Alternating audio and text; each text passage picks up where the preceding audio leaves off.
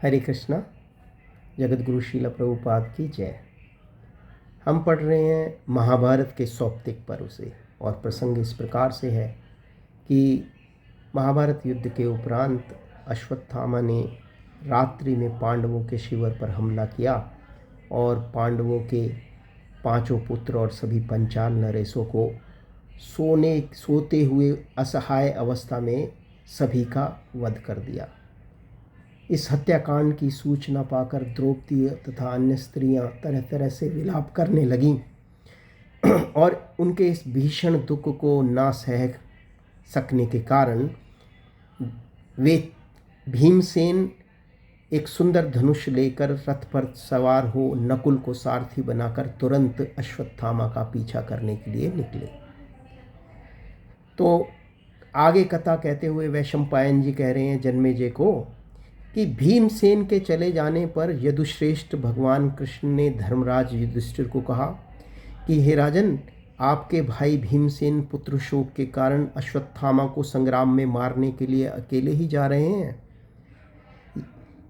भीमसेन आपको सबसे अधिक प्रिय हैं, फिर ऐसी कठिनाई की अवस्था में आप उनकी सहायता करने का कोई उद्योग क्यों नहीं करते। आचार्य द्रोण अपने पुत्र को जिस ब्रह्मास्त्र की शिक्षा दी थी वह सारी पृथ्वी को भस्म कर सकता है, वही परमास्त्र उन्होंने प्रसन्न होकर अर्जुन को भी प्रदान किया था।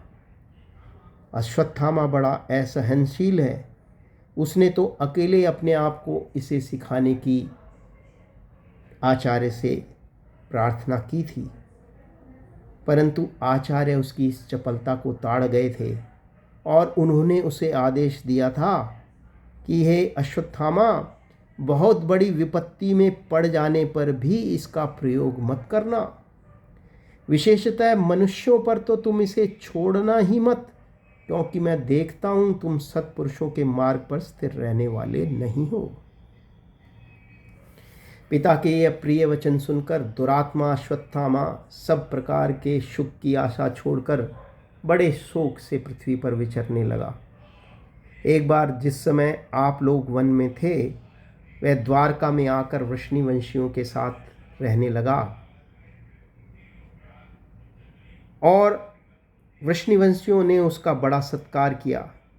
और एक दिन वो एकांत में आकर भगवान श्री कृष्ण के पास आकर बोला, हे कृष्ण, मेरे पिताजी ने बड़ी भीषण तपस्या करके अगस्त्य जी से जो ब्रह्मास्त्र प्राप्त किया था, वह इस समय जैसा उनके पास है वैसा ही मेरे पास भी है। सो यदुश्रेष्ठ, आप मुझे वह दिव्य अस्त्र लेकर अपना चक्र मुझे दे दीजिए। तब मैंने कहा, देखो, ये मेरे धनुष, शक्ति, चक्र और गदा पड़े हैं। तुम इनमें से जो शस्त्र लेना चाहो वही मैं तुम्हें देता हूँ। तुम जिसे उठा सको और जिसका युद्ध में प्रयोग कर सको वही अस्त्र ले लो, और मुझे जो अस्त्र देना चाहते हो वह अस्त्र भी मुझे नहीं चाहिए। तब इसने मेरे साथ स्पर्धा रखते हुए 1000 अरों वाले और वज्र की नाभि वाले मेरे लोहे का चक्र लेना चाहा। मैंने कहा, ले लो। इसने उछलकर बाएं हाथ से उसे उठाने का प्रयत्न किया, किंतु उस स्थान से उसे टस से मस भी ना कर सका।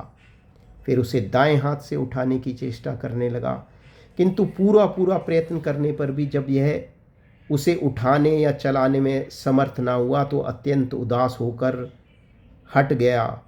जब अपने उद्देश्य में असफल होकर वह निराश हो गया तो उसे बहुत खेद हुआ।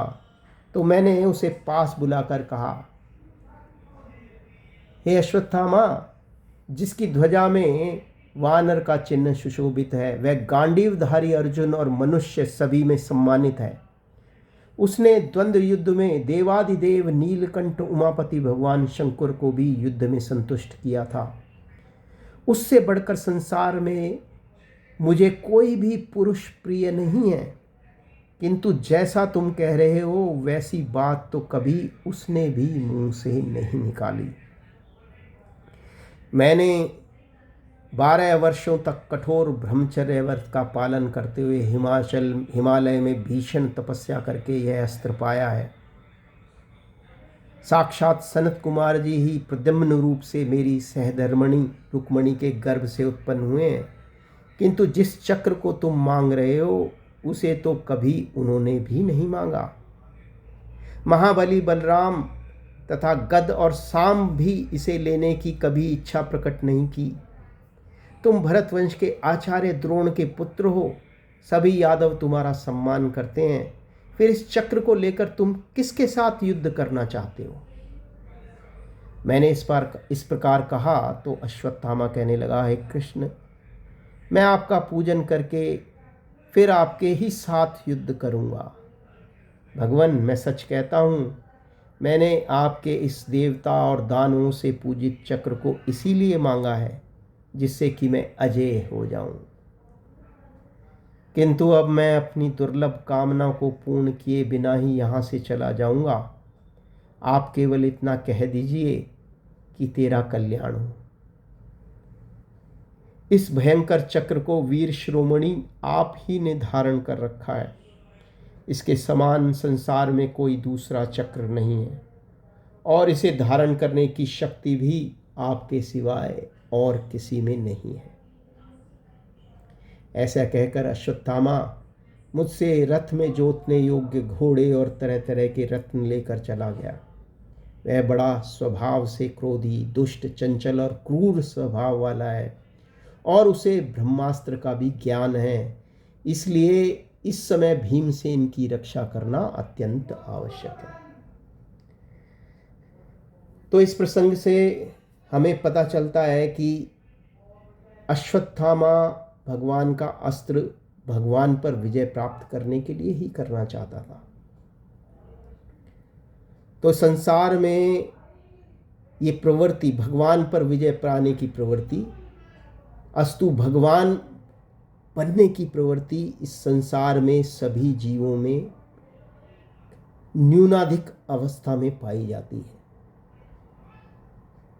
श्री कृष्णदास कविराज गोस्वामी श्री चैतन्य चरितामृत में कहते हैं कि जीव के संसार में आने का कारण यही भगवान बनने की प्रवृत्ति ही है। वो कहते हैं, कृष्ण भूलिया जीव भोग वांछा करी, निकटस्थ माया तारे जपटिया धरी। कृष्ण ही संसार में एकमात्र भोक्ता है।